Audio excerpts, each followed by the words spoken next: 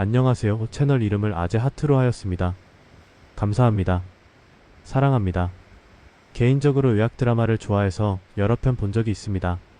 드라마에서 수술은 심장이 뛰고 있는 상태에서 하던데 사실 저는 심장 수술은 심장이 뛰고 있는 상태에서 하는 것인지 알았습니다.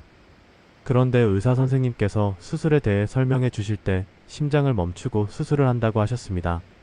멈춰진 심장을 대신해서 체외순환기, 인공호흡기 등을 몸에 부착한다는 말에 깜짝 놀랐습니다. 너무 무서웠습니다. 뛰고 있는 상태에서는 어떻게 안 되냐고 하니 움직이는 상태에서 어떻게 수술을 하냐고 오히려 저에게 물어보셨습니다. 수술은 꼭 해야 하는데 머리로 이해는 되는데 가슴으로 받아들이기 힘들었습니다. 이 수술은 사실 엄청나게 위험한 수술이 될 수 있습니다. 또한 엄청나게 복잡한 수술입니다. 수술 전후 각종 감염까지 일해서 2% 수술 실패 확률이 있습니다. 안 겪어보면 심장 판막 수술 말은 쉽게 할 수도 있지만 심장 수술의 실패는 무엇을 의미할까요? 입원 예정일에 예정대로 입원을 하였습니다. 오히려 병원에 와 있으니 불안감은 없어지고 담담히 받아들이는 입장이 되었습니다. 사실 심장 수술은 어떤지 후기도 찾아보고 했는데 그래서 혹시라도 보시는 분들에게 도움을 드리고자 기록을 남기려고 했습니다.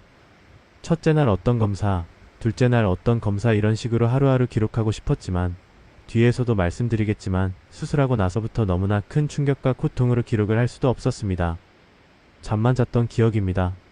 수술 전 사항은 이렇습니다.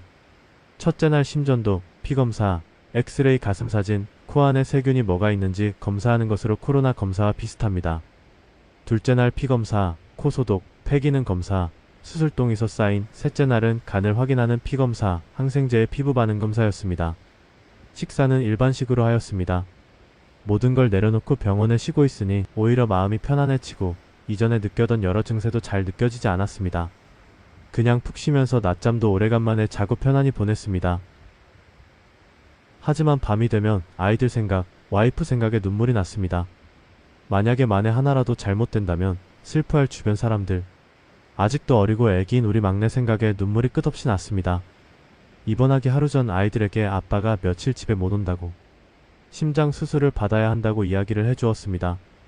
괜히 충격받거나 너무 슬퍼할까봐 미리 얘기를 하지 않았습니다.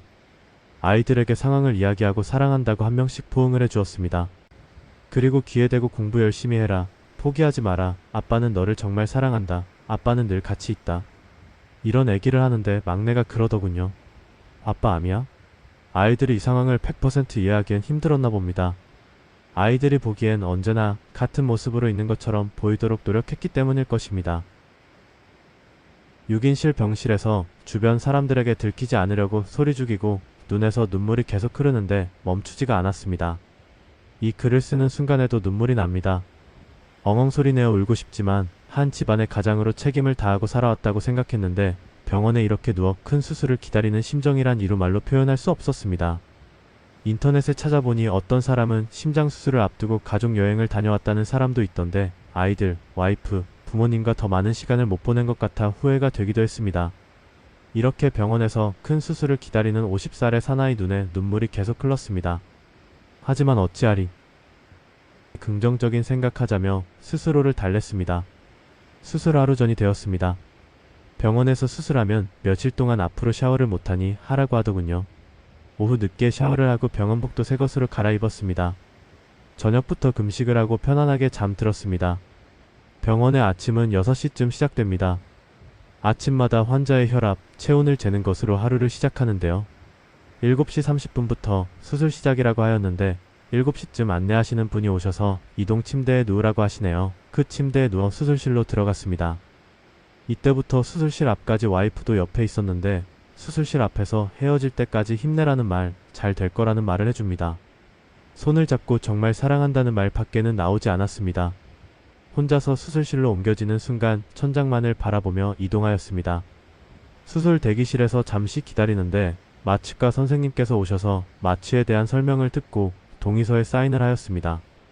잠시 대기하라고 나가시고 혼자 있게 되었는데 정말 갑자기 눈물이 났습니다. 큰일을 앞두고 몸이 흔들릴 정도로 소리를 내어 울 수는 없었지만 정말 눈물이 멈추지 않았습니다.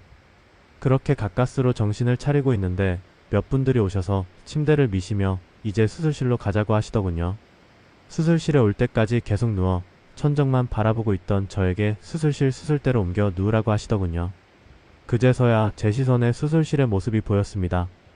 10명도 넘어되는 수술복을 입은 간호사분들이 각종 수술 도구를 준비하는 모습이 보였습니다. 정말 아무 말 없이 손이 보이지 않을 정도로 빠르게 준비하는 모습. 주위에는 간호사 선생님, 의사 선생님이 빼곡히 둘러싸고 있었습니다. 수술실 천정에 있는 시계가 7시 30분 조금 지나 있었습니다. 수술대에 누웠을 때 저 눈에는 드라마에서 보던 수술대의 조명이 저의 눈에 들어왔습니다. 그 순간 오늘이 운명의 날이구나. 그래, 이게 운명이라면 받아들이자 생각하며 두 눈을 감았습니다. 마취과 선생님께서 알려주신 대로 먼저 극소 마취가 시작되었고 목에 주사가 들어간다고 카운트 다운을 하셨습니다. 10, 9. 더 이상 기억이 없습니다.